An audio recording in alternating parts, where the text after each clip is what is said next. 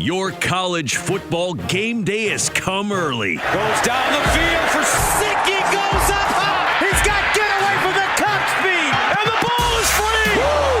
What a hit! You got barbecue back there. From underdog triumphs to powerhouse showdowns, we've got your winning playbook covered.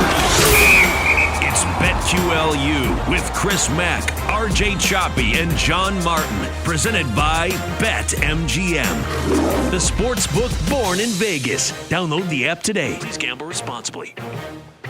Oh, the games weren't close. Boo-hoo. I'm mad. We'll talk about the first round of the CFP and the average margin of victory being around 19 points or so in those four games. What we make of it and what it means for the quarterfinal round. We're going to preview each of those four games as well in detail today right here on BetQLU. Live coast to coast on the BetQL network with you every Friday night and Saturday morning alongside RJ Choppy and John Martin. I am Chris Mack. We are also on the Odyssey Sports YouTube channel and always available in podcast form so you can get us at your leisure. By simply searching BetQLU, whether it's in the Odyssey app, that's our preference, AUDACY, because it's free and you can download it right now, or wherever you get your podcasts. BetQLU is presented by BetMGM, the sports book born in Vegas. Yes, we will get to the Peach, Fiesta, Sugar, and Rose Bowls and those college football playoff quarterfinals, as well as maybe a quick look at updated national championship futures as well. Any key numbers moved that maybe we like now. But let's start, gents, with the first round. Notre Dame, not nearly as close as that 10-point margin of victory would indicate, 27-17 over Indiana. Penn State dominant over SMU, winning by 4 touchdowns. Texas, maybe it got slightly interesting late, wins by 2 touchdowns against Clemson, and Ohio State absolutely dismantled RJ's Volunteers. So let's start with you, RJ, and not just on that game specifically, but of the 4 first-round games, favorites go 4-0, and all of them covering the spread comfortably.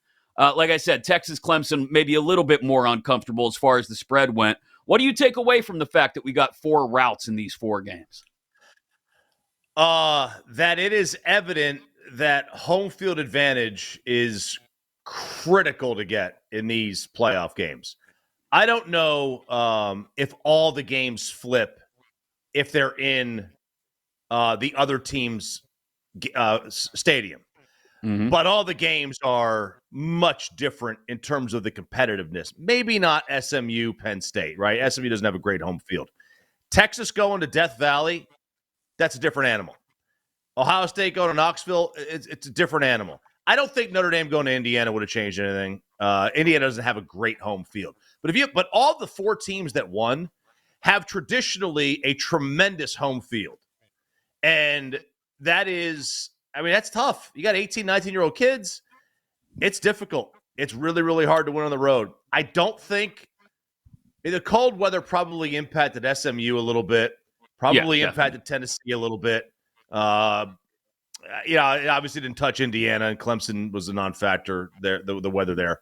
But I think if you were to cut the pie in terms of weather and atmosphere, give me the home field 10 out of 10 times, regardless of the weather. I think that showed itself and will show itself in the future years as being a complete and utter game changer. These games were decided.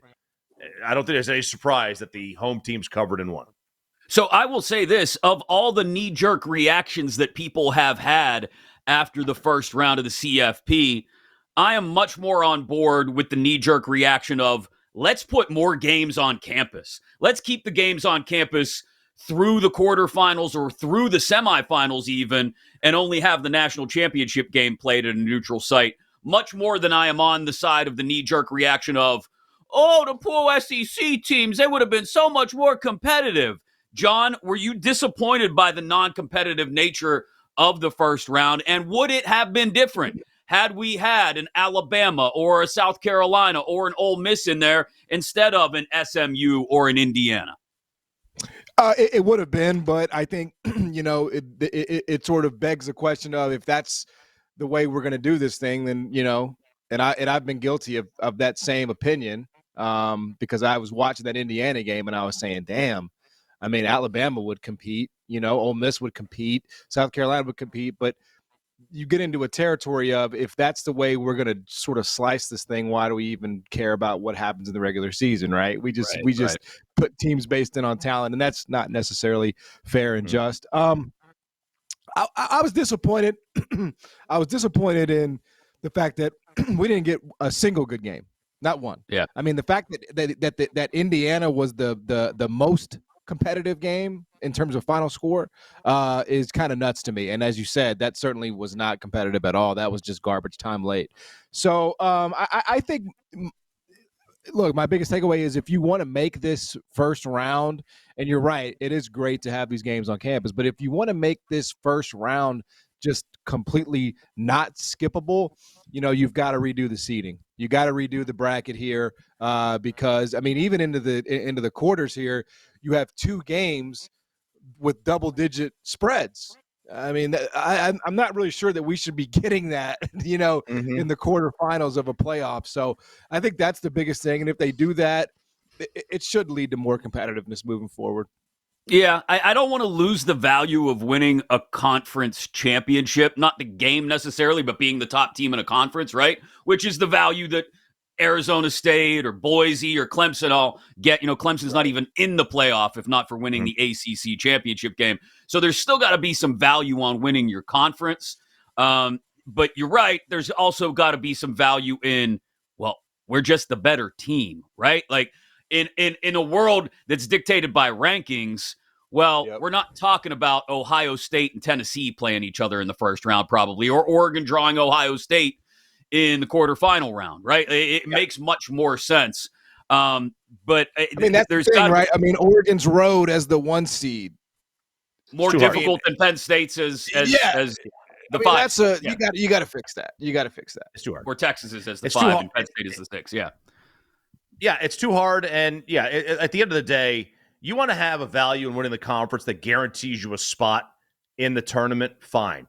If you even want to go as far as guaranteeing a home game to a conference champ, I could be on board with that. But the seedings the way they were, I mean, if you just did what they really, if you do what college basketball does and go to a quad system, right? And you do that, and that's how you just rank the teams. You rank them 1 through 12. I mean, to me, that's the best way to go about it. And that way you have, you don't have you might have SMU and Indiana at the very back end, or Arizona State with Boise at the back end. And like you said, you don't have Ohio State and Tennessee and the winner facing Oregon. You don't have that. You have Oregon facing the winner of it will be, I guess, Indiana and Alabama or whatever it was, right? It wouldn't necessarily be Ohio State. Yeah. And I saw you repost one, I think it was on Instagram, Choppy, that there was someone out there saying, hey, we got to get computers to handle these rankings rather than people who are subjective. But when we use the computers, I don't think it's a coincidence that we'd end up with these teams in the same order that they ended up in. Like we would have. Yeah. Now, the seeding, again, you're right. The seeding gets completely topsy-turvy because we're handing conference champs a bye in some cases who are not nearly as good just by the eye test or even the computer test, right, as the teams that are at 8 and 9 and 6 and 5. So, I get, but if you're going to, A, give value to a conference championship, but then B, also rank these teams appropriately, I think sometimes you're going to end up with, you can make the same argument in the NFL playoffs this year. A 12 or 13 win Minnesota Viking team is probably going to go on the road in the first round of the NFL playoffs against a 9 or 10 win AFC West champion. Right, and they are, and they probably shouldn't. And I hate that. That's one thing I don't like about that. I don't want to do it over geography. But I have no problem with the computers, man. The BCS got it right a lot. I know everybody hates the BCS, but they did get it right. And like I've always said, I've said it 56,000 times. People is morons. And you start putting people in charge of things, and they are going to muck it up. And they mucked it up. They mucked it up, man. I mean, he just wants to automate all the jobs. He just wants to chat GPT the playoff here. Yeah. I mean, come on, Bezos. That's what they call me, Chop GPT. That's right. Yeah, man. I think enough jobs are going to be impacted by AI that we could let the committee have this one. Yeah, there you go. know, Okay, all right, I, that's I, fair. I mean, they're I mean, they're basically struggling. robots anyway. I don't know if you guys saw like their setup, but like they didn't have any like alcohol or wings or anything No, like that. They were just sitting there with like water. there wasn't a chicken wing in sight. Not a Or a notepad. droplet of buffalo sauce. No, It was a very corporate environment. Yeah. Let's pivot to the national championship odds and whether anything has changed at this point to change your outlook on things. Texas still the favorite at BetMGM plus 310. You can still find numbers closer to 4 in other spots. Ohio State right behind them at plus 350 and solidly in the 3-1s, if you want to call it that, across the board at all of the books. Oregon plus 425 at BetMGM, as low as 350 in some spots. And then you get to Penn State, 5-1 at BetMGM. Georgia, plus 550. Notre Dame, plus 550 at some spots, but 625 at BetMGM. A week ago, the numbers were much better, John, on Notre Dame and Penn State. So if you liked them because of the path that we've talked about here over the last couple of weeks, you wanted to get that a week or two ago. But I don't know if you feel even better about it now that we've got the news that Carson Beck is out on that side of the bracket. Maybe there's still value in jumping on a Penn State or a Notre Dame, although when they get to the end of the road, they're still going to meet in Oregon and Ohio State or a Texas, most likely. Yeah, I mean, like we talked about, last week, I played 10-1 on Notre Dame. Obviously, I expected they would beat Indiana, and I expected Carson Beck to be out, and they're basically a pick 'em against Georgia. So I'm comfortable with that. What gives me pause about Notre Dame is that you're giving Kirby Smart 2 weeks. I know it's a backup quarterback, but it just feels like there's enough talent maybe to insulate him, in that offense and with what they do defensively. But I'm comfortable with it. I would say Ohio State opened my eyes in a major way last week. Will Howard looked like the best thrower in the playoff. And that's a good Tennessee defense, by the way. What was the stat? Like they don't allow more than 20 a game. It was just insane how easy Ohio State was able to move that ball up and down the field. So I don't know. That could have been one of those deals, guys, where it was like, the whole world was kind of crashing on Ryan Day and, he got everybody up for that one. And maybe it's just a one game, one-off. But Ohio State definitely, and there's a reason they're favored against Oregon this week is what I would say. Yeah, Oregon has been downgraded. They've just been downgraded a little bit, and Ohio State's been boosted. That was a tremendous performance. That was this focus that they had been all year. And I wonder, how much of that was like if they had beat Michigan and then lost to Oregon again, would they have been as focused? I don't know. If they had beat Michigan, made the conference championship game, lost to Oregon, would they have been as focused on this one? I honestly, I really don't know the answer to that one. Looking back on it, it was like, man, that may have been the best thing for them because that was as good of a game as they've played since they lost to Georgia in the Final Four a couple years ago. They were, I can't think of a gap that they didn't seal. I can't think of anything that they did wrong necessarily in that game outside of the first series before the penalty where they had a bad 2nd and 7 play, right? Other than that, they were fantastic. Yeah, it was pretty much an A++ performance from the Buckeyes. By the way, I didn't mention Arizona State and Boise for national championship odds. There are fans out there screaming at us to do so. 60-1 for each of them right now. If you really want to roll with one of those long shots. Yeah. Why not 10,000-1? Why not? Exactly. Yeah. It's I don't know. I'm not dropping anything on 60-1, 10,000-1, a million to 1. Sorry, I'm not in on. We got to put $1 on 1,000,000-1. We got to do that. Oh, well, okay. You got to do $1. Yeah, that's true. Yeah. But it would take that. It is interesting. You mentioned Kirby Smart, John, and we'll get into this when we get into the Sugar Bowl here in just a little bit. But if you believe in Kirby Smart's ability to always, accentuate his team's strengths and exploit the opposition's weaknesses, which he has shown at Georgia, then you might have a belief in the fact that, okay, they can get past Notre Dame in a squeaker in a rock fight and then maybe do the same to Penn State, who has had their ups and downs offensively this year. And then before you know it, boom, they're in a national championship game against teams that they know how to beat, and they know how to win in that situation against Texas, Ohio State, or Oregon. So that's something we can talk about. And they're not going to be plus 550, by the way.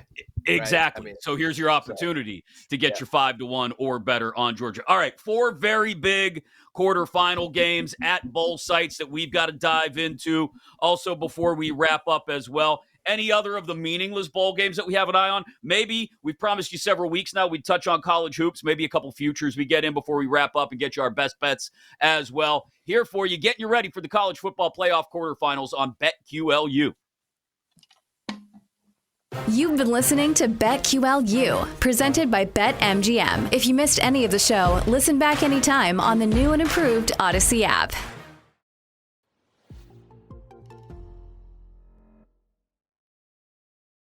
Are you ready, sir? Start your engines. Let's go. Astros money line versus the Marlins. Johnny Cueto, no thank you. Yeah. Oh, my goodness. How does this affect me personally? Which is absolutely bonkers to me. If you do the middle school math, is 117 yards per game that you gotta post each and every weekend. I knew it. Who has the upper hand? Do we think it's going to be the offenses, or do we think it's going to be the defenses? How about Saturday's game? Let's just throw a random game out here. Like, I don't want to put faith in NC State. There's a chance we'll lose team. outright. Who knows? Jinx is definitely not paying attention right now. He's just vibing to the music. Are you ready for the most interactive sports gambling show? Introducing BetQL's Send It In with PJ Glasser. We want to hear from you. Send It In is about your picks, your trends, and your fades. Share your thoughts, predictions, and your best daily best bets with the Send It In community. Set your reminders, mark your calendars, and get ready to send it in on weekday afternoons at 1 Eastern on Twitter, YouTube, and Twitch. On your home for wagertainment, the BetQL Network, presented by BetMGM. Go for the betting cycle on BetQL with Cody Decker, Cody Decker, former professional baseball player, turned professional smartass on the radio. sports handicapper Rob Brown, When Penix Jr. plays USC, he's getting 400 yards. cycling all the top plays, And Cody Decker, I think Florida can cover today. and one outrageous show parlay. 1, 2, 3. Let the chaos begin. It's Bet for the Cycle on the BetQL Network, presented by BetMGM.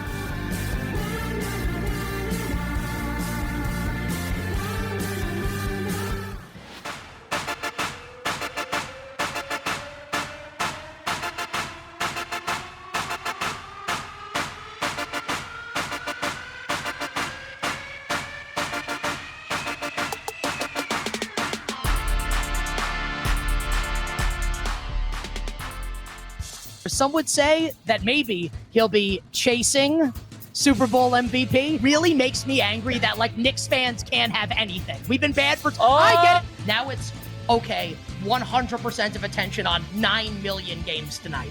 It's a playoff game! We've seen this movie before, and we know how it ends. And it ends with absolute disaster.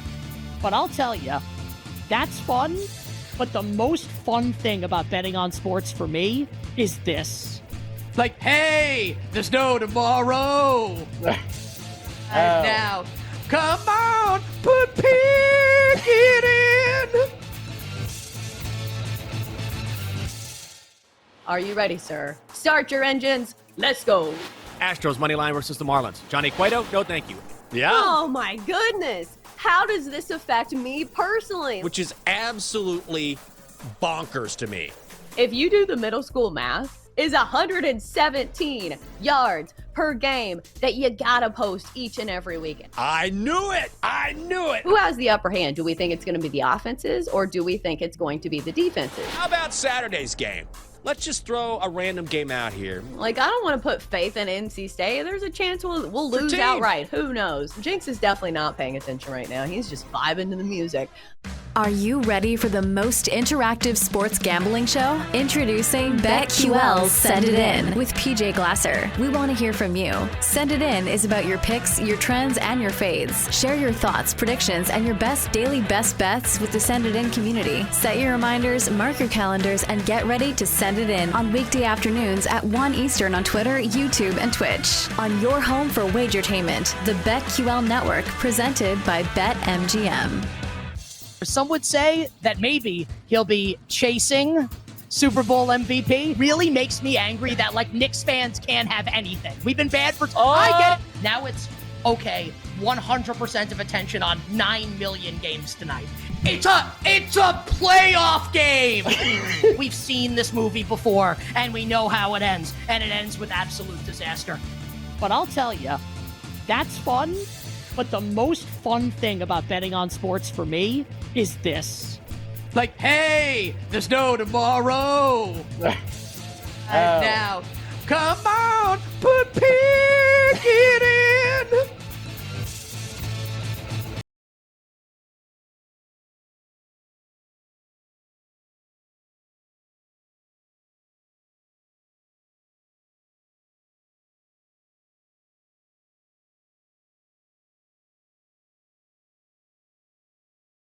Let's get back to BetQLU, presented by BetMGM.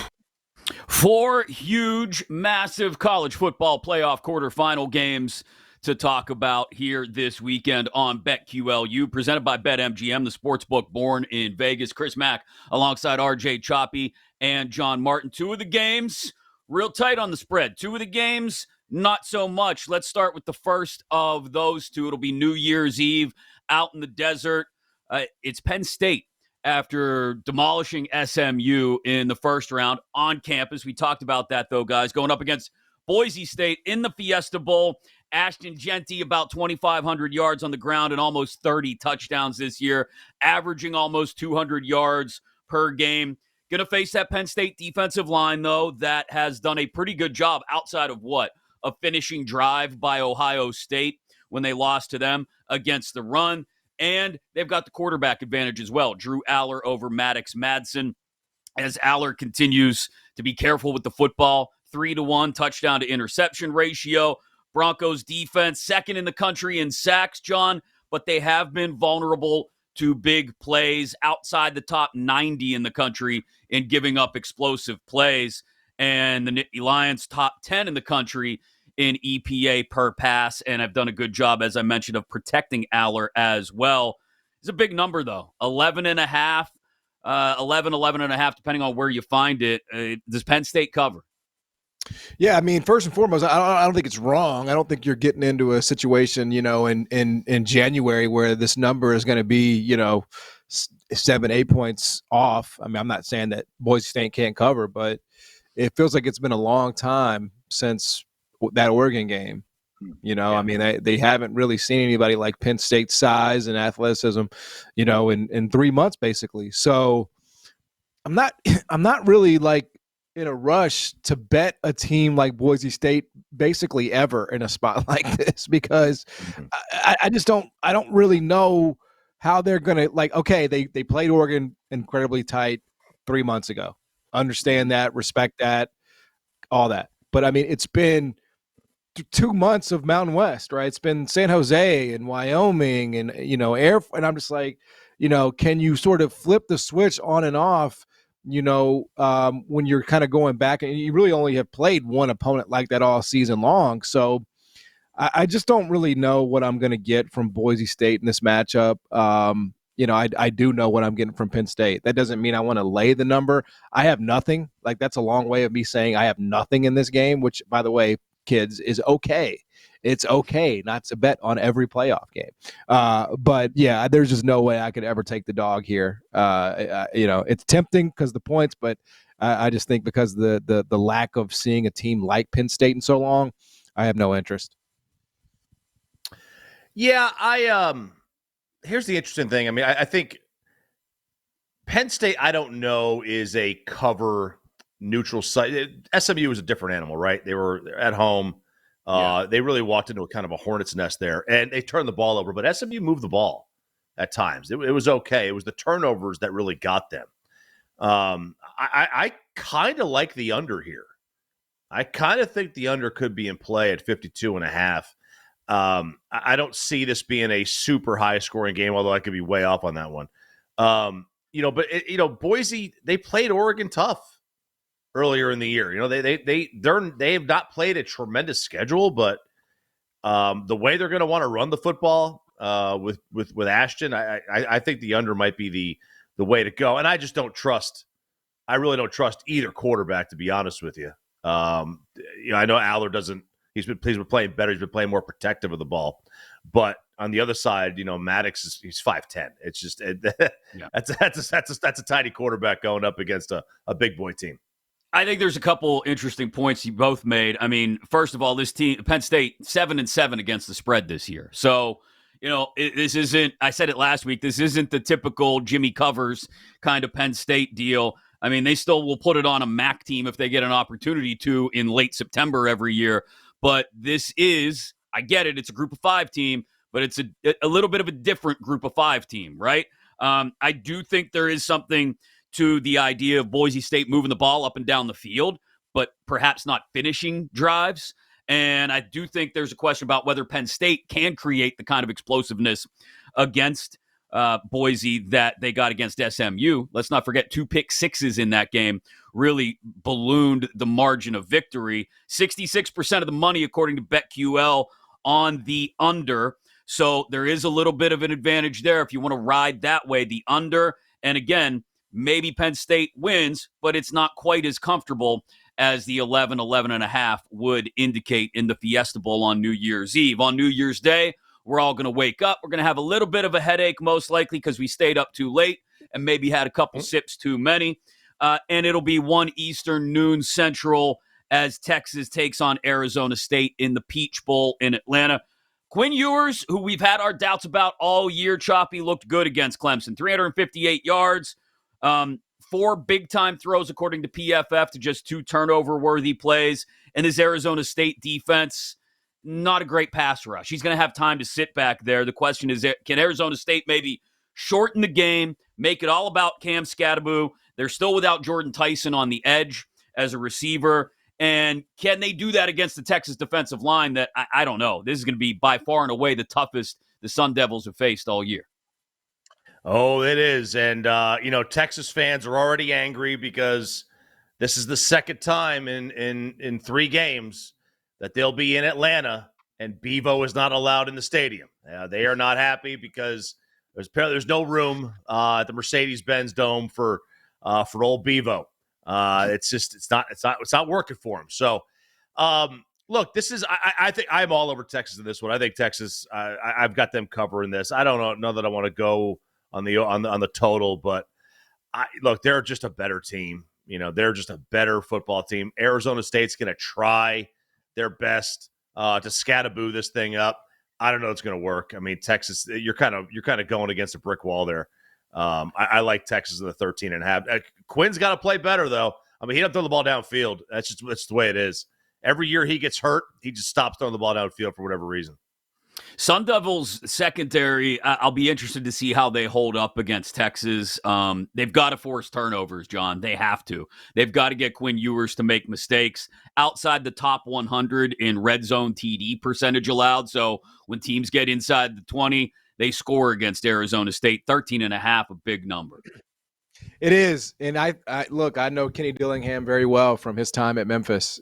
He should be in the running, for Coach of the Year. Obviously, I know he is and has been. I just don't know, man. I don't know how they have success against Texas. I mean, Klubnik finally did, right? Klubnik had over 300 yards passing, but they were in just the game script sort of necessitated that.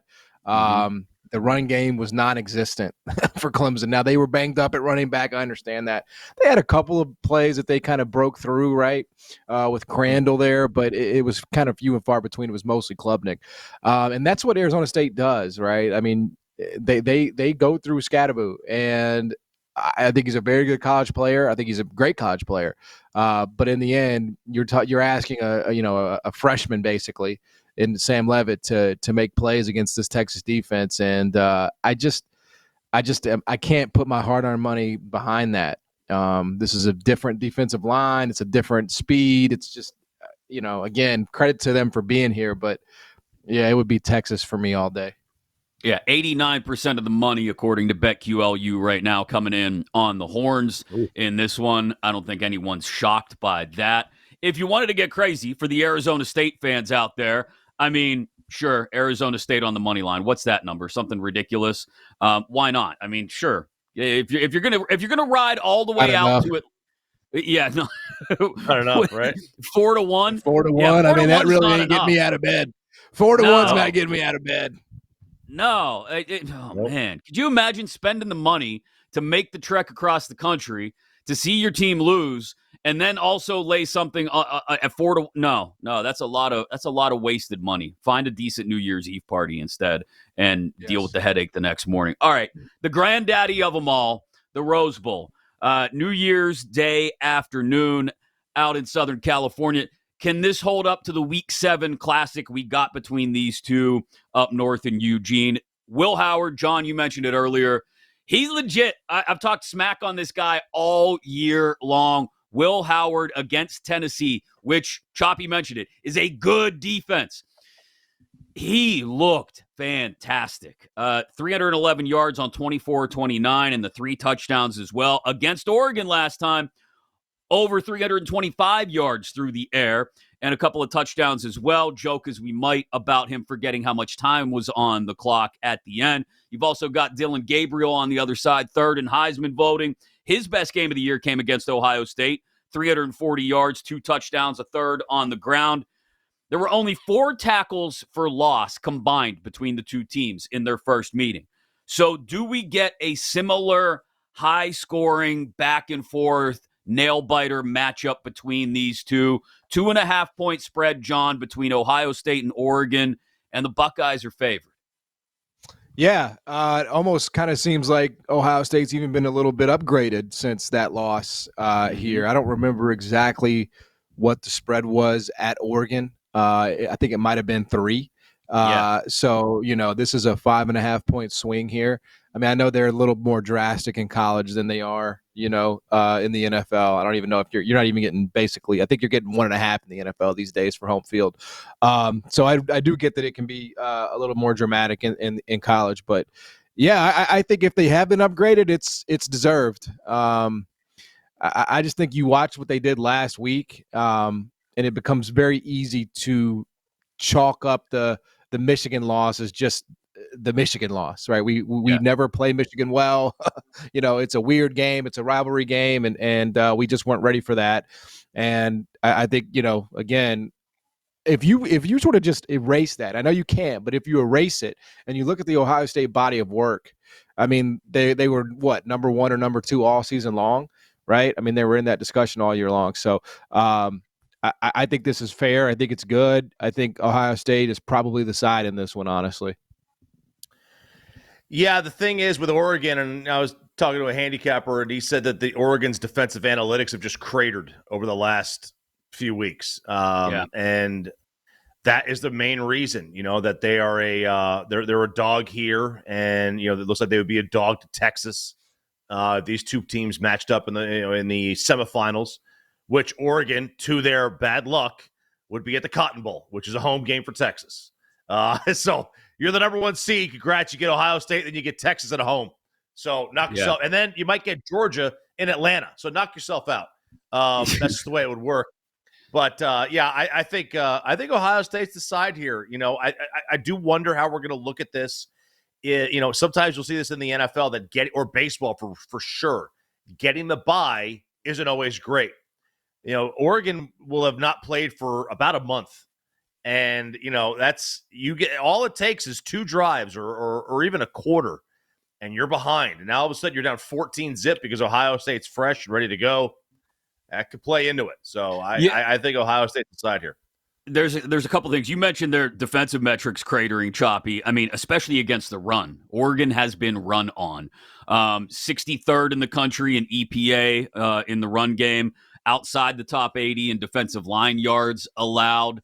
and you got Henderson and Judkins on the other side who will absolutely grind you into dust if Ohio State gets the opportunity to do so. Chip Kelly has no problem crafting a game plan that is specific to his opponent, and then even if he has to, turning on a dime at halftime.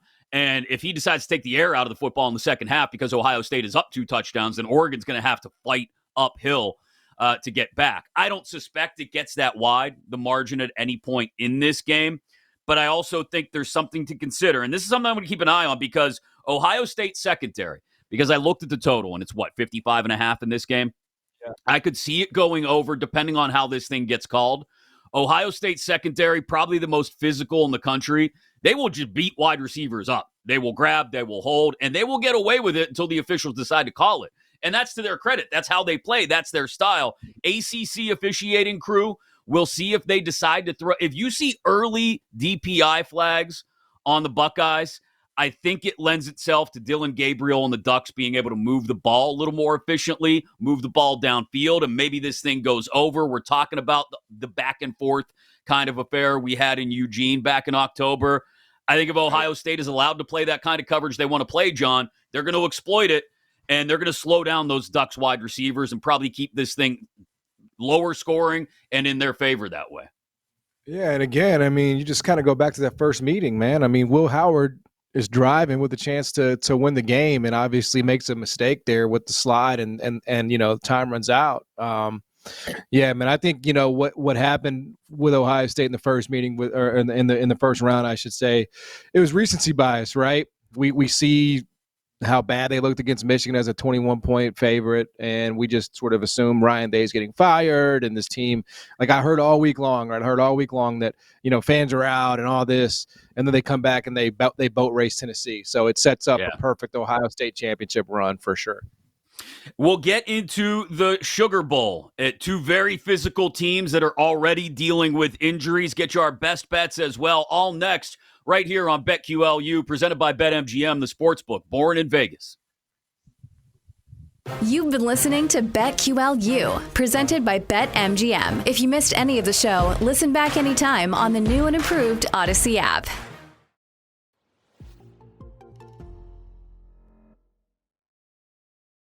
Are you ready, sir? Start your engines. Let's go. Astros money line versus the Marlins. Johnny Cueto, no thank you.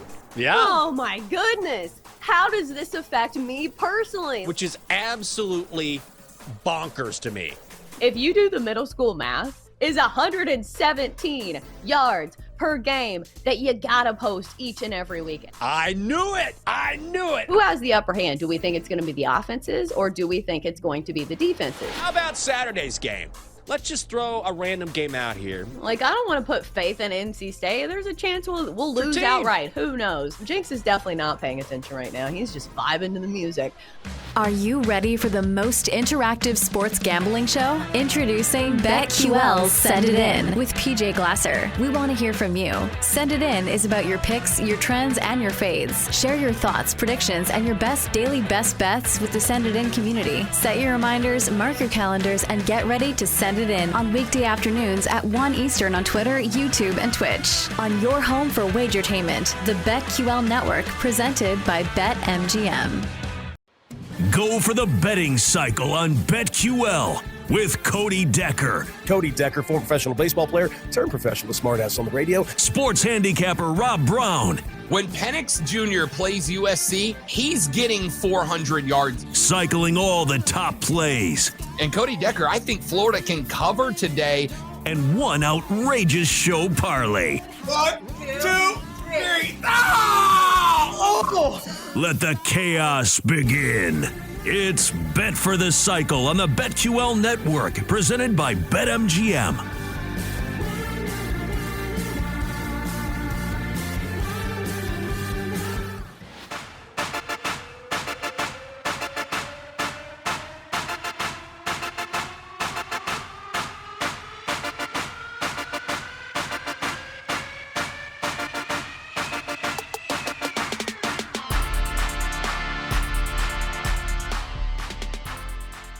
Some would say that maybe he'll be chasing Super Bowl MVP really makes me angry that like Knicks fans can't have anything. We've been bad for I get it. Now it's okay, 100% of attention on 9 million games tonight. It's a playoff game. We've seen this movie before and we know how it ends, and it ends with absolute disaster. But I'll tell you, that's fun. But the most fun thing about betting on sports for me is this. Like, hey, there's no tomorrow. And now, come on, put Pickett in. Are you ready, sir? Start your engines. Let's go. Astros money line versus the Marlins. Johnny Cueto, no thank you. Yeah. Oh, my goodness. How does this affect me personally? Which is absolutely bonkers to me. If you do the middle school math, is 117 yards per game that you gotta post each and every weekend. I knew it. Who has the upper hand? Do we think it's going to be the offenses, or do we think it's going to be the defenses? How about Saturday's game? Let's just throw a random game out here. Like, I don't want to put faith in NC State. There's a chance we'll lose outright. Who knows? Jinx is definitely not paying attention right now. He's just vibing to the music. Are you ready for the most interactive sports gambling show? Introducing BetQL's Send It In with PJ Glasser. We want to hear from you. Send It In is about your picks, your trends, and your fades. Share your thoughts, predictions, and your best daily best bets with the Send It In community. Set your reminders, mark your calendars, and get ready to send it in on weekday afternoons at 1 Eastern on Twitter, YouTube, and Twitch. On your home for wagertainment, the BetQL Network, presented by BetMGM. Some would say that maybe he'll be chasing Super Bowl MVP. Really makes me angry that like Knicks fans can't have anything. We've been bad for I get it. Now it's okay, 100% of attention on 9 million games tonight. It's a playoff game. We've seen this movie before and we know how it ends, and it ends with absolute disaster. But I'll tell you, that's fun. But the most fun thing about betting on sports for me is this. Like, hey, there's no tomorrow. And now, come on, put Pickett in.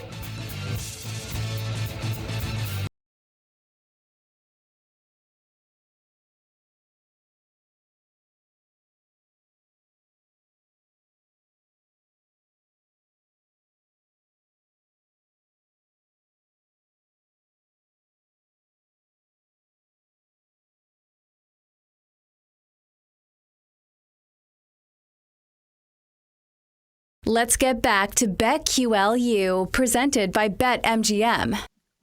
It is BetQLU every weekend for you. In this case, we are getting you ready for the quarterfinals of the college football playoff. Live coast to coast on the BetQL network, wherever you may be in the world, right there inside your free Odyssey app. Download it today if you haven't yet. AUDACY. I'm Chris Mack. He's John Martin. He's RJ Choppy. We're also on the YouTube Odyssey Sports channel if you'd like to watch the show as well. We've gone through 3 of the 4 CFP quarterfinal games. The final one will also be chronologically the final one played. It'll be New Year's evening. You'll be laying there full of, I don't know, New Year's ham, whatever the hell it is you eat on New Year's Day to try and feel a little less hungover. I don't know. It's whatever. It's whatever the family has not yet had, right? Like some families like to do a big Italian pasta on Christmas Eve, and there's a turkey on Thanksgiving. And then you just get to New Year's Day. It's like, I don't know, give me another large slab of meat, throw it out on the table, and everybody will eat something and get over the 6 gallons of whiskey they had the night before. Notre Dame and Georgia, no Carson Beck. It'll be Gunnar Stockton starting for Georgia. No Riley Mills for the Irish defense. The other Riley, Leonard, has done a lot of development over the back half of the year. We talked about this a little bit last week. Becoming a true dual threat quarterback, 200 yards. He went over passing against Indiana. Also like a 72% completion rate against the Hoosiers. Added 30 yards with his legs and a rushing TD. Can he keep that up against Georgia's defense? 2 really physical defenses in this one, John. And offenses that don't really try to hit the big play as much as they just want to churn out a 10, 11, 12 play drive. And if it ends up being a 10-7 game, I think they'll be happy walking away from it with that. One thing to keep an eye on, Georgia has had issues with mobile quarterbacks. Jalen Milroe went over 100 yards on the ground. So did Haynes King. We'll see if Riley Leonard can do something similar. But tight spread, 2 points, 1.5 to 2 points, depending on where you find it for Notre Dame and Georgia in the Sugar Bowl. Yeah, I thought Gunnar Stockton had a drive, that first drive, the second half in the SEC title game, where, you let him down the field, got a touchdown, and then once Texas adjusted, he was pretty dreadful for the rest of the night. Threw just an egregious interception there late in the game, and they survived, right? They survived that game as opposed to anything else. However, that was a halftime adjustment, right, for Kirby Smart. That was damn, what are we gonna do? Carson Beck's out. I'm losing my starter in the middle of a game.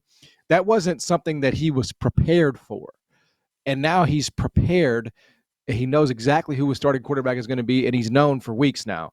And they've been practicing with that in mind. I have a future on Notre Dame, but it's going to be hard for me, I think, by the time this game rolls around on Wednesday, for me not to put money on Georgia here. I just don't think there's a coach that I would want to back more with weeks of prep. I mean, that would have been Saban, right? Saban's now an analyst. So, I mean, so that who's that leave me? Leaves me Kirby Smart. And so, again, I have that Notre Dame future, and this is not a hedge. This is just me saying, like, damn, I know it's a backup quarterback, but I think if there's any coach in America that can make the most of this situation and get the most out of it, it's probably Kirby. I like it. I like where your head is. I really do. I think that this is, and I don't touch backup quarterbacks until like 3 games in. That's like a rule. NFL, I'm not betting a backup quarterback until they got like 3 games in and I got enough data. But I mean, look, this kid you go to Georgia, you're a quarterback at Georgia, you're going to be semi highly touted, and he was. I mean, he was like a 4-star guy. So I mean, it's not like you're got some bum out there. I think that this is they'll be fine. Like John said, you give Kirby several weeks to prepare for it. It's not, he's been taking all the snaps here the last couple of weeks. I think this number is too low because they downgraded Georgia about 4 points with Stockton. I mean, you telling me you wouldn't take Carson Beck minus 5.5 against Notre Dame in the Sugar Bowl, which is Carson not that Beck far. was not even playing well, right? Like relative to what we're used to from him. Yeah, he's not prime Tom Brady, right? Like he's not Patrick Mahomes here. What are we doing? Like this is, he was playing very mid. So I like Georgia here. Yeah, I think that overreaction to Stockton is more about, like John said, just some of the terrible decision making later in the game against Texas in the SEC championship. I do like the fact that they've had a couple weeks now to sort of settle him down and settle him into the role. And like I said, if there's a game that is written to end up 10-7 in overtime, it is this one. Like, I love the under, and that number has ticked up the total since opening from 42.5 to 44.5. That might be indicative of some of the action because 87% of the money so far has come in on the over. I like the under. I think Kirby Smart wants this to be a close game because his team, I said this earlier, is the more battle-tested team. His program is the more battle-tested program. Sure, I get it. Kids revolve in and out the door of programs every year, but Kirby is comfortable in this position. Marcus Freeman may not be as comfortable in the position of, okay, I'm in a field goal game against Georgia in the Sugar Bowl with the season on the line. I think this all comes back. I hate to make it all about Kirby Smart, but it really feels to me like that's where we're at. This is all about Kirby Smart, I think, and his ability to keep this thing close. And Gunnar Stockton may have a terrible game. He may go 10 of 31 for 75 yards passing, but then in the moment where they need him to come up with a big play, bang, he'll come up with a big play. Yeah, and again, like the closest thing that Notre Dame has seen to this Georgia defense is A&M, and look, credit to them, they won the game, but that was with the quarterback that lost his job and stunk. And I would also argue that Riley Mills is a bigger loss for Notre Dame than Carson Beck is for Georgia. I would actually argue that point in this game. Because, I mean, he's their sack leader, played over 500 snaps, led the team in hurries. And the drop off from him to the backup is probably a lot more significant than Beck to Stockton here, especially when you consider you're allowed to win games defensively, you're allowed to win games on special teams, right? Like there's more than just one phase of the game, and I just think that Gunner's far more insulated, right, even as a backup to survive and adapt than most other backup quarterbacks in this situation would be. I would say any, unless it's Arch Manning. One other thing. Go ahead, Chop. I'm sorry. Yeah, I'm just saying, like, at the end of the day, Georgia, it's about trust. A lot of this is about trust. And Notre Dame, you got some more trust last week with what they did to Indiana. I mean, they took care of business. We've seen Notre Dame really struggle in these playoff games over the years. But it's just, do you trust Notre Dame or do you trust Georgia right now? And for me, it's and maybe it's just that we've seen Georgia do this so often recently. Georgia's quarterback almost seems just like a role player during Kirby's era. Like Stetson was great, but I mean, he was fine. But like, let's be fair, it wasn't like you said. It wasn't like he wasn't leading the charge. He wasn't the Heisman Trophy winner. Well, and I don't see Notre Dame's offense as much as Riley Leonard has improved over the course of the year. And that's another quarterback I talked a whole bunch of crap on early in the year because I thought he was just, okay, great, you can run. As much as he's improved over the course of the year and has made me eat my words in that regard, that offense as a whole, I mean, look at how they've put up a lot of points the last few games they've played. 2 pick-sixes against USC. Jeremiah Love's 98-yard touchdown run. Outside of that run against Indiana, what else did they do? Right. And I know they were trying to chew up clock a lot late in that game, but they only averaged about 4 yards a play against the Hoosiers outside of Jeremiah Love's touchdown run. So I mean, that's just what they do. That's just what they do anyway. I mean, and I just think when you introduce Georgia's speed and athleticism, it's just a different level of play, man. All right, we've got, before we get to our best bets, just real quick, we've got over a dozen games, bowl games, that mean absolutely nothing to be played between the time this show airs and we get together to talk again next week. Are there any of these games that have a look that you like, John? I love these games, guys. These are the big games for me. Give me your favorite look in these. Anything from the Fenway and Pinstripe Bowls all the way out through the Sun, Citrus, Texas next Tuesday. Yeah, Texas Tech, Pick'em in Liberty Bowl here in Memphis. Love that. I love Alabama. I think that's 12.5 right now against Michigan. I think it's going to be super important to DeBoer to go out with a win here. I think he definitely cares about that one, and they have some guys that are still playing, right? They have some guys that didn't opt out. So I like Alabama in that one against Michigan at 12.5. Trying to think what else do I have that's not going to be outdated by the time this runs. We'll go with those two for now. If I think of a third, I'll definitely mention it. Choppy? Man, this is like betting preseason NBA, and that's right up John's alley. So I'll let him. I'll let him stick with that, man. I thought about LSU +2 against Baylor because I would. Baylor, they're not 2 points better than Air, but I just can't do it because you just don't know. You don't know. It's all about want to. Colorado, they're going to be playing everybody for the most part, right? So then maybe if you want to go them -4 against BYU, I think I would. Yeah, I could talk myself into that. It sounds like they're actually playing to play. And kudos to Dion and them for doing that. One other I'll throw out: Iowa, Missouri under the 40.5. It's an Iowa game. Why are we not taking an under? I mean, come on. Real quick, we got about a minute here. Let's get everybody our best bets for the quarterfinal round of the CFP. John? Yeah, I'm going to go Ohio State -2.5. Okay. Buckeyes move on against a rematch against Oregon in the Rose Bowl. Choppy? I'll collab with him on that, but I'll throw in as well. Collab. Yeah, I'll throw collab. That's the air horn. Collab. I'll throw in as well Georgia -1.5. Okay. And I am going to go under in that Notre Dame-Georgia game as well. I mentioned 44.5. I am taking solidly under. Will not be the least bit surprised if the Bulldogs get by Notre Dame in that one in, like I said, a 17-10 kind of game. It will be ugly. It will be a rock fight, just as I think both coaches want it to be. But Kirby Smart ends up coming out on top. And then we'll have semifinals to talk about next week.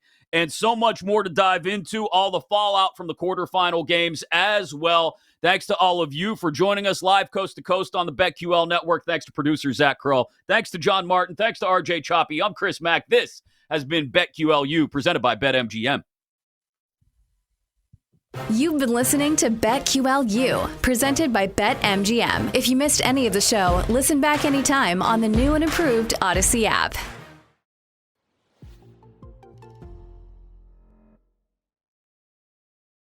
Are you ready, sir? Start your engines. Let's go. Astros money line versus the Marlins. Johnny Cueto, no thank you. Yeah. Oh, my goodness. How does this affect me personally? Which is absolutely bonkers to me. If you do the middle school math, is 117 yards per game that you gotta post each and every weekend. I knew it. I knew it. Who has the upper hand? Do we think it's going to be the offenses, or do we think it's going to be the defenses? How about Saturday's game? Let's just throw a random game out here. Like, I don't want to put faith in NC State. There's a chance we'll lose outright. Who knows? Jinx is definitely not paying attention right now. He's just vibing to the music. Are you ready for the most interactive sports gambling show? Introducing BetQL's Send It In with PJ Glasser. We want to hear from you. Send It In is about your picks, your trends, and your fades. Share your thoughts, predictions, and your best daily best bets with the Send It In community. Set your reminders, mark your calendars, and get ready to send it in on weekday afternoons at 1 Eastern on Twitter, YouTube, and Twitch. On your home for wagertainment, the BetQL Network, presented by BetMGM. Go for the betting cycle on BetQL with Cody Decker. Cody Decker, former professional baseball player, turned professional smartass on the radio. Sports handicapper Rob Brown. When Penix Jr. plays USC, he's getting 400 yards. Cycling all the top plays. And Cody Decker, I think Florida can cover today. And one outrageous show parlay. 1, 2, 3. Oh! Let the chaos begin.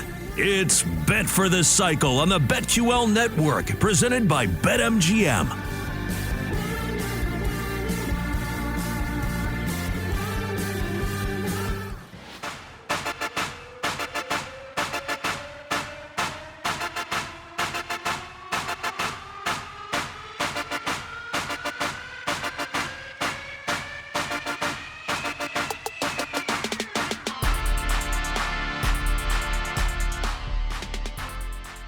Some would say that maybe he'll be chasing Super Bowl MVP. Really makes me angry that, like, Knicks fans can't have anything. We've been bad for... I get it. Now it's, okay, 100% of attention on 9 million games tonight. It's a playoff game. We've seen this movie before, and we know how it ends. And it ends with absolute disaster. But I'll tell you, that's fun. But the most fun thing about betting on sports for me is this. Like, hey, there's no tomorrow. And now, come on, put Pickett in. Are you ready, sir? Start your engines. Let's go. Astros money line versus the Marlins. Johnny Cueto, no thank you. Yeah. Oh, my goodness. How does this affect me personally? Which is absolutely bonkers to me. If you do the middle school math, is 117 yards per game that you gotta post each and every weekend. I knew it. I knew it. Who has the upper hand? Do we think it's going to be the offenses, or do we think it's going to be the defenses? How about Saturday's game?